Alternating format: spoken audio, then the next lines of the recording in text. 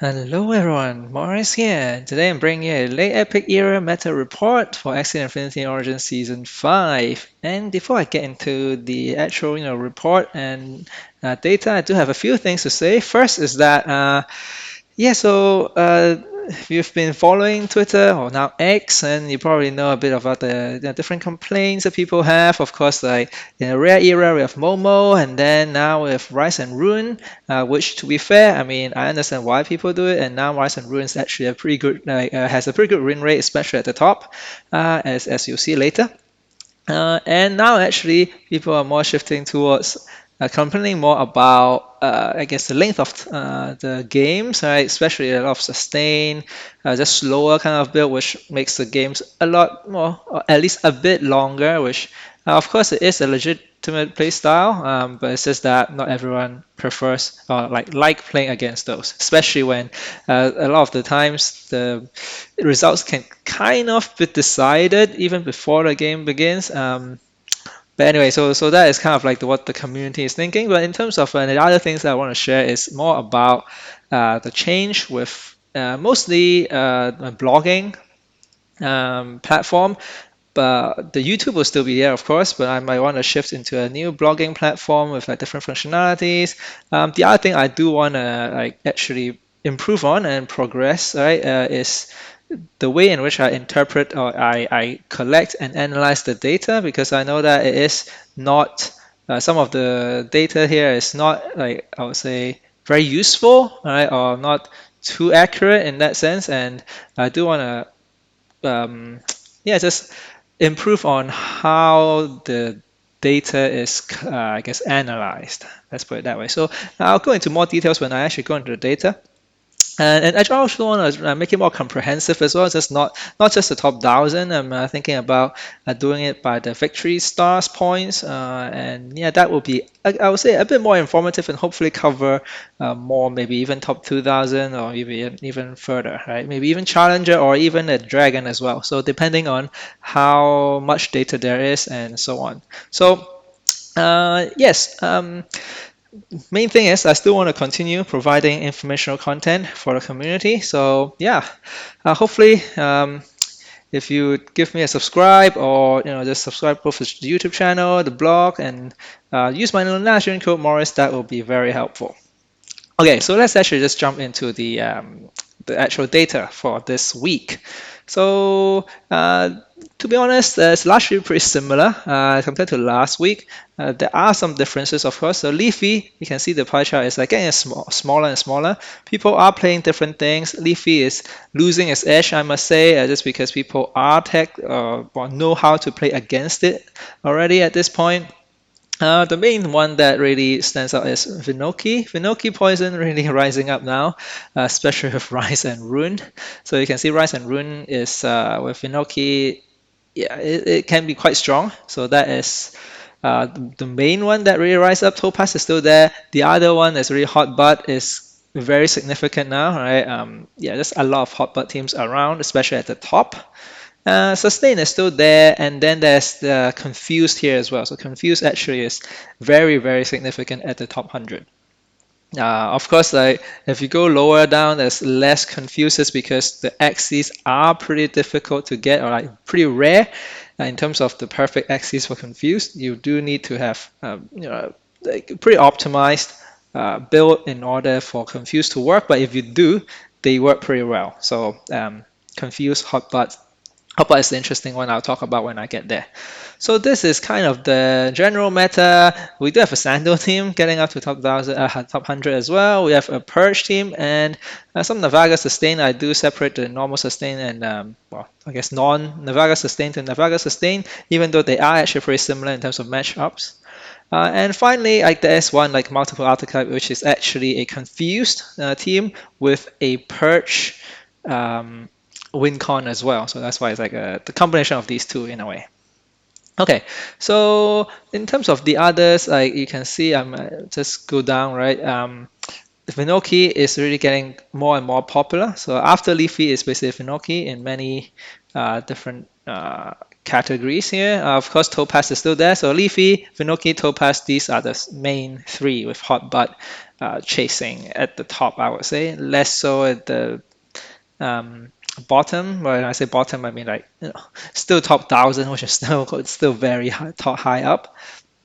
Okay, so that is the gist of the meta at the moment in terms of the uh, archetypes. Having said that, this is where I should explain how this data is collected, right? Because on a lot of other websites, let's say Axie.io or even xebu.com, I assume what they do is what you can see is the last team that the top players has been using, right? And that's what I've been using as well, right? Just okay. At this particular moment, look at who is in the top 100, what is the last team that they've used, and then categorize them in terms of archetype, right? But I do feel like it's not the best way. Of course, it is still good, but a lot of top players they switch teams quite often as well, and I do feel like taking a snapshot might not be the best. And moving forward, I probably will want to actually use matches played, right, as like the proxy for how popular um, a particular archetype is. So that let's say if one player play some Leafy and then switch to a bit of Veonki and switch to a bit of Hot Butt, right? Then you can capture those in that kind of match data as opposed to just taking a snapshot of what people has last played.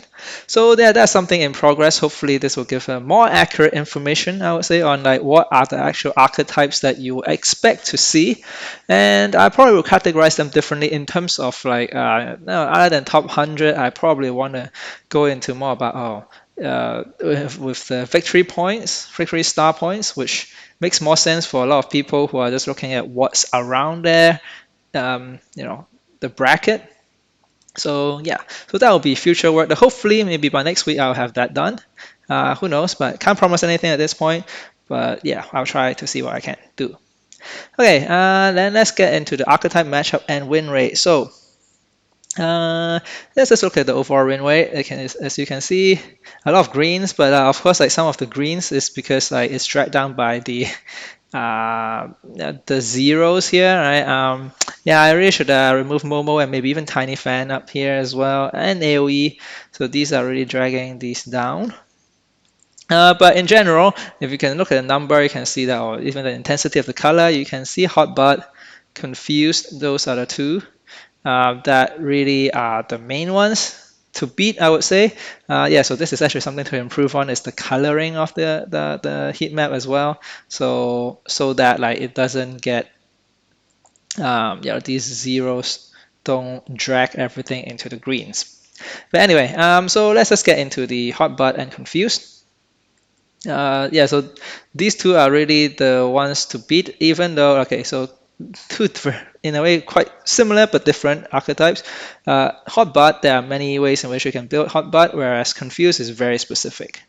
And yeah, we'll get into the matchup in a bit, but let's talk about other archetypes as well. So Veonki is the other one that is actually performing very well, I would say, at the top, but not so well at the bottom. I want to say bottom, but like the rest. And I assume, okay, I haven't really looked into exactly what makes it good, and maybe that is something that I can do in the future as well, right? Breaking down into a particular archetype and see why top 100 is performing a lot better. Is it because of the matchup, or is it because it's the build? Is this a lot more optimized compared to other builds that are less optimized builds? Which I assume is what's happening here. Of course, this also has to do with the player skill level as well. Right? People who are at the top really, like Veonki will be one of them that requires quite a bit of skills, especially with the stun and the sleep and things. It definitely is has more skill involved compared to say Leafy. I'm not saying that Leafy doesn't require skill, right? It's just that Leafy sometimes you just play the card when you see them, whereas Veonki you have to maybe more decisions to be made. Of course, there are other teams that require skills as well. In general, if you're at the very top, every single archetype will require some skills to pilot it near perfectly. Okay, so and then let's talk about like the other one. So sustain, right? Is doing okay, but not that well compared to before. And Navaga sustain it's actually very similar. Have a slight edge, but it's still like not the best compared to Hot Butt and Confused. So that's why Hot Butt and Confused for me will be the team to beat, I would say. Sando, interesting. I think there's like one Sando team at the top there, which is pretty interesting. But can't really comment too much just because it's only one team. And then I guess Topaz is similar here. It's just like mostly 50%. And I think the key thing I do want to talk about is Leafy. Leafy's win rate is really like now dropping below 50%, which is not great. Yeah, well, for Leafy players at least. The reason mainly being there's just so many other archetypes that counters it now, right? Especially more people playing Hot Butt, more people playing Confused, that kind of thing, which makes Leafy quite a bit tougher at the top, especially because people are like by now knows how to play against Leafy. Okay, one thing to note is that I do want to talk about like the statistics here. Actually, is again not like the most clear or most accurate in a way. Is because okay, so here even though I say top 100, it is more about the matches being played by a top 100 player. Okay, and actually that includes the opponent as well. So that is why we have like Momo and stuff like that here because they don't exist in top 100, of course. But now there are occasions where top 100 player play against Momo, then Momo will have a 0% win rate like in a way against top 100, right? If that makes sense. But that's probably not the right way to like. I won't say there's a right or wrong way, but more about like it has to be interpreted in a way that you understand what this means, which is that for matches involving at least one top 100 player, then then I'll categorize them as a top 100 match, and in those top 100 matches, what are the win rates for each archetypes? I feel like I should, moving forward, I should be more player focused and say, okay, for players who are at that point at top 100 or maybe at a particular victory star level, then what are their win rates using particular team? I think that's probably a better way to doing things. And moving forward, I'll probably try to do that. It will take time, of course, to do all the analysis, shifting all the data analysis stuff, but hopefully we'll get that done.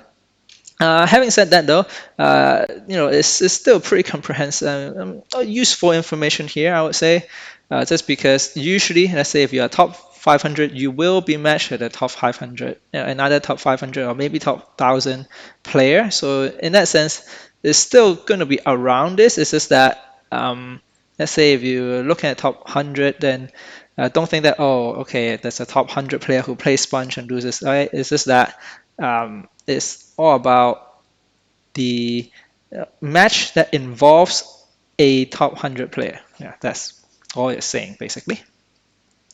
Okay, so similarly for this as well, right? This is again more about a match, any match that involves a top 100 player.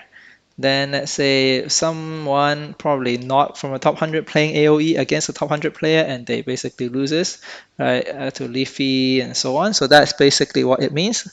So basically in top 100, if you match against AoE, you probably will win. Or yeah, so if you play AoE, then you probably lose. Right? So if you play AoE against a top 100 player, it's most likely that you'll lose. So that's basically what this is about. And the other thing is, of course, there are a lot of 100 and 0, and that's just because there are probably just only one match or maybe a very few matches here. And in the future, I'll probably have some filters so that you don't see these things in terms of filtering the minimum number of matches. Okay, so let's just get into the data now. And the easiest way is just really to get into the top 1,000 just because it's the most, I guess, most data here, even though there are some differences between the top 1,000 and the above, but I don't think I'll go into it here. Do read the blog post if you want more information.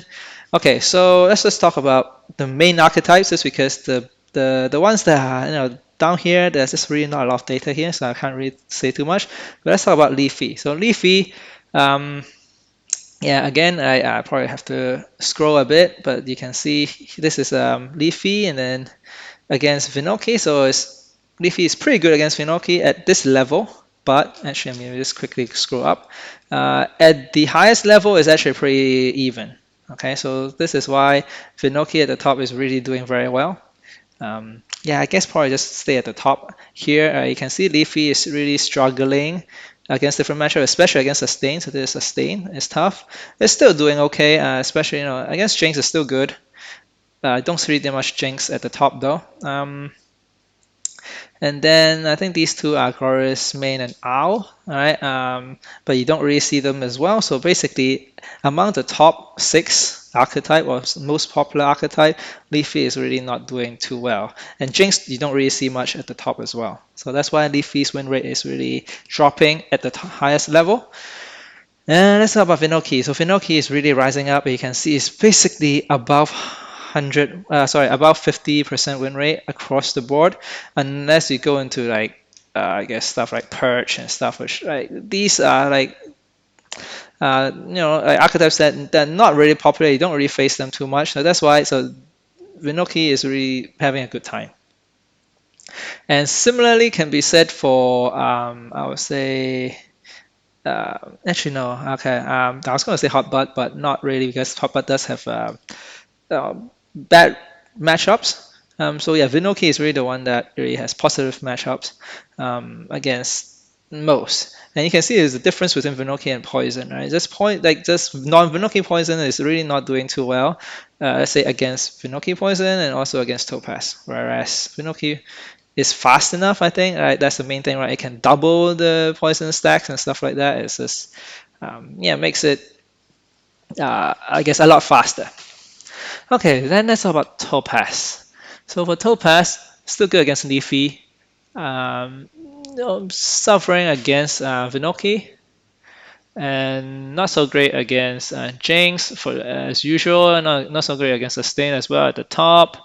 Yeah, so Topaz is.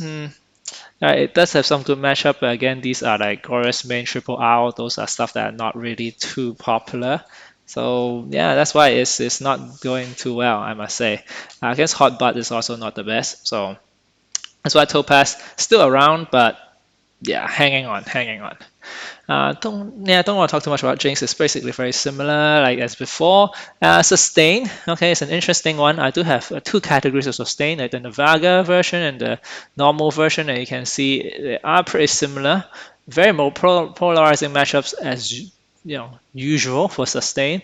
Very good against Leafy. That's basically what is keeping it here. Good against Topaz as well. So these are the 2 main matchups, but it really suffers against Poison, against Jinx, against I think this is Hotbot, and I think this is Confused or no, Poison, and I think against Confused is also pretty rough here, right? So that's why I think Sustain is not the best. Well, if you want to, I guess, how about it?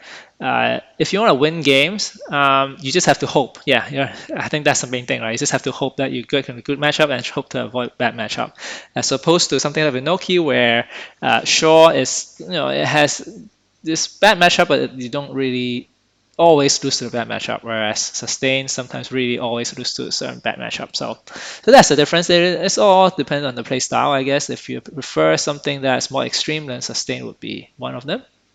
Okay, let's talk about Hotbot. Hotbot, of course, is one of those that has very high win rate, and you can see why, right? It's good against Leafy. Yeah, suffer against Veonki, right? But yeah, good against Topaz. Yeah, just beat Sustain. Jinx, you don't see that much anyway. So yeah, Chorus main here, right? You don't really see too much, but it is a weakness. Okay, so for if you want to beat Hotbot team, Chorus main is a pretty strong pick, I would say. Okay, and then we have Confused. Yeah, so Confused is the last one that I do want to talk about. So Confused is actually, in a way, quite similar to Hotbot in some way. Right? Very good against Leafy, suffers against Poison, and yeah, pretty good against Topaz. Yeah, just tough against Jinx, but you don't really see that much Jinx. And then, yes, as of course, very good against Sustain. Yeah, so this is the interesting one, right? Where this is, I think, against Hotbot. Yep. So Confuse actually loses to the other curse teams, in terms of Jinx and Hotbot. But otherwise, it's good. So the main thing that's limiting Confuse, of course, is like the availability of Axies. For Axies, you just really don't have that much. Like optimal Axies, there's not many out there. That's basically how it is, right? Because here you can see that like for Confuse, you need very, very, very specific parts in your Axies, and also classes or runes as well. So you need Confuse, Swirl, or Innocent Lamp, and then you need Pigeon Pose and Garish Worms as well. You need an Emo Tails, and then you need one Bumpy, right? So there's a lot of requirement that you really have to have, otherwise it's not going to work. And then in terms of the runes, you have to have Energy Guru, right? I think. So yeah, so that's why you have to have a bird. So this is probably a limiting factor. Energy Shard as well. So but this one you can put on anything, so that's still fine. But you can see it's very, very specific kind of build. Yeah, whereas, okay, I guess I'll talk about the difference. Hotbot, I think is actually pretty fun, and I can see more optimization for sure, just because at the moment there are quite a lot of Hotbot teams at the top 100 actually, and there are a lot of different builds. So first of all, is Lotus is actually quite a big tech, right? So there are a lot of Hotbot teams with Lotus just to try and beat the mirror matches and just like Jinx and Confuse as well, right? So Lotus for sure is like one of the things that are making people are attacking in Hotbot teams just to make the win rate a bit higher. But there are many ways in which you can build it, because other than Hotbot, which is just the tail, right? You can have summons, you have discard, or combination of all these things, like Lotus, of course, as I said. Maybe even more curse card with like Confuse, Swirl, or Double Talk, that kind of thing, and then Rosa for sleep. Yeah, so there's a lot of ways in which you can build, and people have been finding success in different ways. So this is where, if you want to build an archetype, looking for an archetype that you can optimize and play in your own way, then Hotbot is definitely worth looking at. Okay, so this is it for this meta report. I do have, right, if you go to the blog post, I do have additional information as well where I just dump them there. I don't really talk about them too much, but this time I do want to talk about the rise of Rise and Rune. Yeah, so Rise and Rune finally getting, I guess, the results that I guess people are thinking that it has, right? Which is that, yeah, it just has pretty high win rate now at the top. And to be honest, I would attribute this also to Veonki Poison, because it's mostly Veonki Poison, you know, builds or teams that runs Rise and Rune as well. And yeah, the combination of these two are just good because, yeah, I think Veonki's Poison, as I said here, becoming the new Nut Hunter in this case, or in this season, just because it is a starter rune that is really making it to the epic era and is dominating in this case as well.